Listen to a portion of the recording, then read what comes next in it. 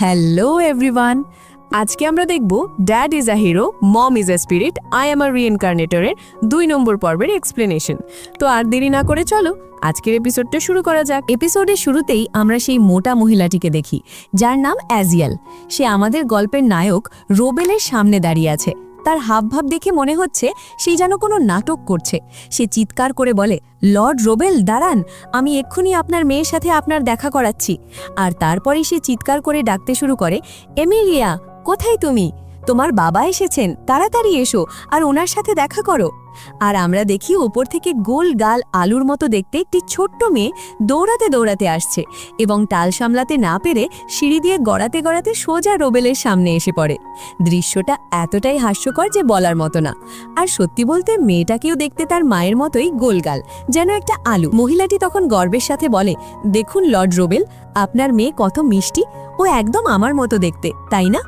এখানে মহিলাটির হাবভাব দেখে স্পষ্ট বোঝা যাচ্ছে যে সে কোনো একটা গভীর ষড়যন্ত্রের জাল বুনছে।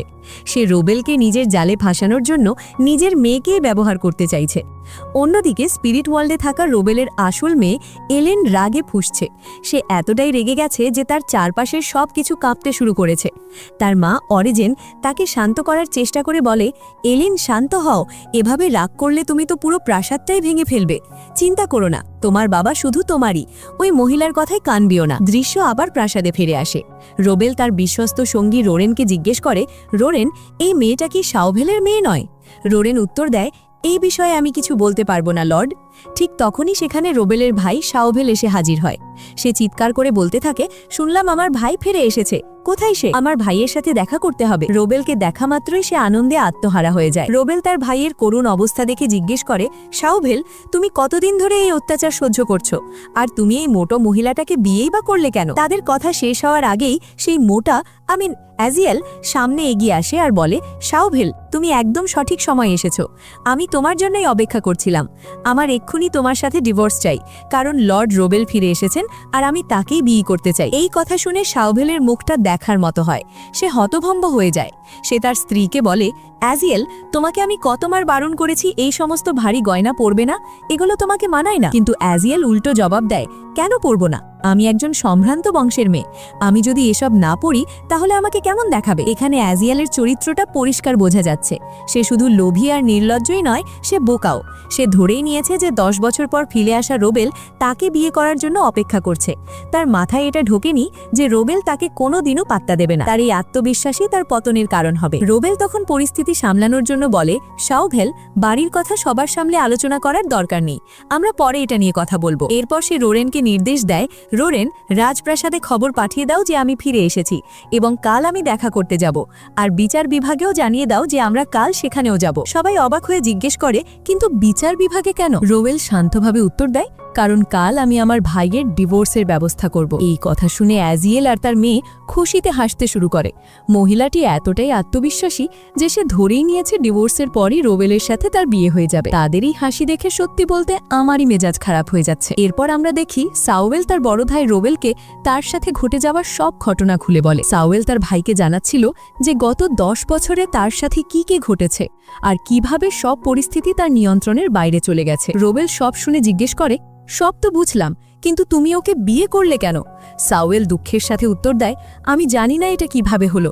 বিয়ের রাতে আমি প্রচুর ড্রাঙ্ক করেছিলাম, তাই আমার কিছুই মনে নেই। রোবেল তখন জিজ্ঞেস করে, আর ওই মেয়েটা? অ্যাজিয়াল দাবি করছে যে ওটা তোমার মেয়ে নয়, এটা কি সত্যি?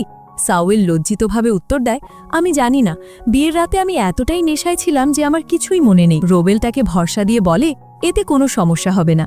যেহেতু মহিলাটি নিজেই স্বীকার করছে যে বাচ্চাটি তার নয়, তাই ডিভোর্স পাওয়াটা অনেক সহজ হয়ে যাবে। তুমি শুধু কাল আমার কথা মতো চলবে। তোমাকে যা জিজ্ঞেস করা হবে তুমি শুধু তার হ্যাঁ বা নাতে উত্তর দেবে। এরপর রোবেল তার ভাইয়ের কাছে 10 বছর অনুপস্থিত থাকার জন্য ক্ষমা চায় এবং জানায় যে সেই 10 বছর স্পিরিট ওয়ার্ল্ডে ছিল। সে সেখানে বিয়ে করেছে এবং তার একটি মিষ্টি মেয়েও আছে, কিন্তু সে অনুরোধ করে যে এই কথাটা যেন আপাতত গোপন থাকে। ঠিক তখনই শাওভেল তার একটি গোপন কথা জানায়। সে ইতস্তত করে বলে, ভাই, আমি একজন সাধারণ মেয়েকে ভালোবাসি এবং তার সাথে আমার একটি মেয়েও আছে। রোবেল হেসে বলে, এতে কোনো সমস্যা নেই, একবার এই ডাইনিটা বাড়ি থেকে চলে গেলে তুমি তাকে এখানে নিয়ে আসবে। তুমি তাকে ভালোবাসো, এটাই যথেষ্ট। এই কথা শুনে সাওয়েল খুব খুশি হয়। সাওয়েল তখন তার ভাইয়ের কাছে অনুরোধ করে, ভাই, এবার তুমি এই পরিবারের দায়িত্ব নাও, আমার পক্ষে আর সম্ভব হচ্ছে না। রোবেল দ্বিধায় পড়ে যায়, কারণ সে এখন অর্ধেক স্পিরিট এবং মানব জগতের নিয়ম কানুন থেকে অনেক দূরে চলে গেছে। কিন্তু সাওয়েল তার ভাইয়ের পায়ে পড়ে কাকুতি মিনতি করতে থাকে। রোবেল তখন গভীর চিন্তায় পড়ে যায়। অন্যদিকে স্পিরিট ওয়ার্ল্ডে অরিজিন আর এলেন নিজেদের মধ্যে কথা বলছিল। তারা বুঝতে পারছিল যে রোবেল একটা কঠিন সিদ্ধান্তের সামনে দাঁড়িয়ে আছে, তাই স্পিরিট ওয়ার্ল্ড থেকে তাকে সাহায্য করতে চলে আসে। তাদের দুজনকে দেখে সবাই অবাক হয়ে যায়। রোবেল তখন সবার সাথে পরিচয় করিয়ে দেয়, এই যে এ আমার ওয়াইফ অরিজিন আর এ আমার মেয়ে এলেন। কি বলো, একেবারে কিউট না? কি হলো, মুখে কথা আটকে গেছে নাকি? সবাই এক বাক্যে স্বীকার করে যে এলেন সত্যিই মিষ্টি। অরিজিন তখন রোবেলকে বোঝায়, তুমি তো সবসময় তোমার পরিবারের জন্য চিন্তা করতে, আর আজ যখন তোমার ভাই তোমাকে এখানে থাকতে বলছে তখন তুমি মানা করছো কেন? স্ত্রীর কথা শুনে রোবেল হেসে ফেলে আর বলে, ঠিক আছে, আমি তোমাদের দুজনের সাথে পেরে উঠব না। সে সাওয়েলের কাছে গিয়ে বলে, সাওয়েল, আমি আজ থেকে তোমার সাথে থাকব, কিন্তু পরিবারের প্রধান হিসেবে নয়, তোমার সহকারী হিসেবে। এই সিদ্ধান্তে সবাই খুব খুশি হয়। এরপর একটা মজার দৃশ্য দেখা যায়। বাড়ির বৃদ্ধ বাটলার রোরেন এলেনের কাছে এসে বলে, মাই লেডি, আপনি কি ভীষণ মিষ্টি, আপনি আমাকে গ্র্যান্ডপা বলে ডাকতে পারেন। এলেন মিষ্টি সুরে তাকে গ্র্যান্ডপা ডাকতেই রোরেন খুশিতে বলে ওঠে, হাই, আমি তো মরেই গেলাম। অন্যদিকে রোবেল এতে আপত্তি জানালেও রোরেন বলে, এখন আপনি চাইলেও আমাকে আটকাতে পারবেন না। সে ঘোষণা করে যে আজ থেকে এলেনের যা কিছু লাগবে সে এনে দেবে। রোবেল আর রোরেনের এই খুনসুটি দেখে সবাই হাসতে থাকে। এরপর আমরা এই ছোট্ট পরিবারকে একসাথে সময় কাটাতে দেখি। রোবেলের স্ত্রী তাকে আদর করে নিজের বুকের ওপর শুইয়ে দেয়। এই দৃশ্য দেখে এলেন তার বাবাকে খেপিয়ে বলে, বাবা তো দেখছি একটা ছিচকে হয়ে গেছে। রোবেল অবাক হয়ে বলে, এভাবে কেউ নিজের বাবাকে বলে নাকি? এলেন উত্তর দেয়, তুমি এমন কাজই তো করছো। কিন্তু তাদের এই মিষ্টি ঝগড়া দেখে বাকিরা বুঝতে পারে যে এই পরিবারটা কতটা সুখী। দৃশ্য বদলে যায় এবং আমরা রাজ্যের রাজাকে দেখতে পাই। তিনি খবর পান যে কিংবদন্তি যোদ্ধা রোবেল 10 বছর পর ফিরে এসেছে। এই খবর শুনে তিনি কিছুটা ভয় পেয়ে যান। তখনই তার ছেলে র্যাভিসেল সামনে আসে এবং তাকে পরামর্শ দেয়। সে বলে, বাবা, আপনার ভয় পাওয়ার কোনো কারণ নেই, আপনি শুধু আমার কথা মতো চলুন। গত 10 বছর রোবেলের অনুপস্থিতিতে আপনি রাজ্যের তেমন কোনো উন্নতি করেননি, তাই কাল যখন সে আসবে তখন তাকে রাগানোর বদলে সে যা চাইবে আপনি তাই মেনে নেবেন। এই র্যাভিসেল চরিত্রটা কিন্তু বেশ ধূর্ত। সে বুঝতে পারছে যে রোবেলের সাথে সরাসরি সংঘাতে গিয়ে লাভ নেই, তাই সে আপাতত মাথা নত করার অভিনয় করছে। পরের দিন রোবেল রাজার সাথে দেখা করতে যায়। রাজা তাকে সম্মান জানিয়ে বলেন, রোবেল, তুমি ফিরে এসে খুব ভালো করেছো। বলো, তোমার কি ইচ্ছা? আমি তোমার সব ইচ্ছা পূরণ করব। রোবেল বলে, আমার দুটি ইচ্ছা আছে। প্রথমত, আপনি আমার পারিবারিক ব্যাপারে হস্তক্ষেপ করা বন্ধ করবেন, আর দ্বিতীয়ত, আমার ভাই সাওয়েল আপনার মেয়েকে ডিভোর্স দেবে। রাজা অবাক হয়ে ডিভোর্সের কারণ জানতে চাইলে রোবেল বলে, এটা আমার ভাইয়ের নয়, বরং আপনার মেয়ের ইচ্ছা। সে অন্য কাউকে ভালোবাসে। এই সময় স্পিরিট ওয়ার্ল্ড থেকে এলেন আর অরিজিন সবকিছু দেখছিল। এলেন হঠাৎ বলে ওঠে, মা, এই ব্ল্যাক হার্টেড লোকটা কে? ওকে দেখতেই খুব খারাপ লাগছে। অরিজিন জিজ্ঞেস করে, তুমি ওকে ব্ল্যাক হার্টেড বলছো কেন? এলেন উত্তর দেয়, কারণ ওর ভেতরটা একদম কালো, ওর অন্তরের কেন্দ্র পর্যন্ত শুধু অন্ধকার ছাড়া আর কিচ্ছু নেই। এলেনের এই ক্ষমতাটা কিন্তু খুবই গুরুত্বপূর্ণ।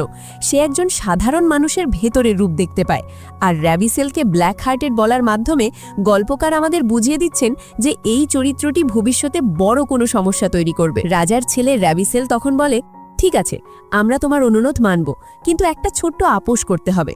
সে রোবেলকে আবার রাজ্যের রক্ষক হিসেবে ফিরে আসার প্রস্তাব দেয়, কিন্তু রোবেল জানিয়ে দেয় যে এই সিদ্ধান্ত সে নেবে না, কারণ পরিবারের কর্তা এখন তার ভাই সাওয়েল। পরের দিন বিচার সভায় অ্যাজিয়েল আর সাওয়েলের ডিভোর্সের শুনানি শুরু হয়। বিচারক অ্যাজিয়েলকে জিজ্ঞেস করেন, আমি শুনেছি তুমি নিজের ইচ্ছায় ডিভোর্স নিচ্ছ।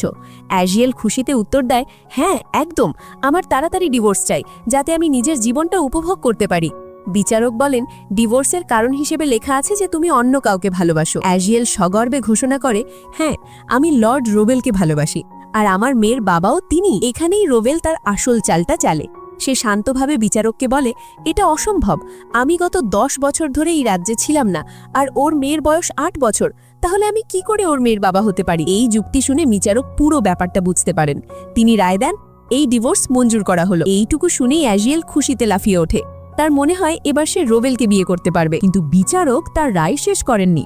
তিনি আরও বলেন, অ্যাজিয়েল, তুমি তোমার স্বামীর সাথে বিশ্বাসঘাতকতা করেছো এবং মিথ্যা কথা বলেছো, তাই শাস্তি হিসেবে তোমাকে সারা জীবনের জন্য যে কোনো পুরুষকে বিয়ে করা থেকে নিষিদ্ধ করা হলো। এই কথা শুনে অ্যাজিয়েলের মাথায় আকাশ ভেঙে পড়ে। তার সব স্বপ্ন চুরমার হয়ে যায়, তার মুখের হাসি এক মুহূর্তে উধাও হয়ে যায় এবং সে কান্নায় ভেঙে পড়ে। সে তার বাবা আর ভাইয়ের দিকে তাকিয়ে সাহায্যের জন্য আকুতি করে, কিন্তু তারাও মুখ ফিরিয়ে নিয়ে বলে তোমার সাথে এটাই হওয়া উচিত ছিল। আর এই দৃশ্যটা দেখে সত্যি বলতে আমার তো দারুণ মজা লেগেছে। যেমন কর্ম ঠিক তেমন ফল। লোভে পড়ে সে নিজের সবকিছু হারালো। এপিসোডের শেষে আমরা দেখি রোবেল র্যাভিসেলের সাথে দেখা করতে গেছে। র্যাভিসেল তাকে বলে, শুনলাম স্পিরিট ওয়ার্ল্ডে তোমার একটি মেয়ে আর স্ত্রী আছে। রোবেল রেগে গিয়ে জিজ্ঞেস করে, তোমাকে এসব কে বলেছে? র্যাভিসেল মুচকি হেসে বলে, সেটা ছাড়ো, আমি তোমার মেয়ের সাথে দেখা করতে চাই, শুনেছি সে খুব মিষ্টি। এই কথা শুনে রোবেলের চোখ রাগে জ্বলে ওঠে।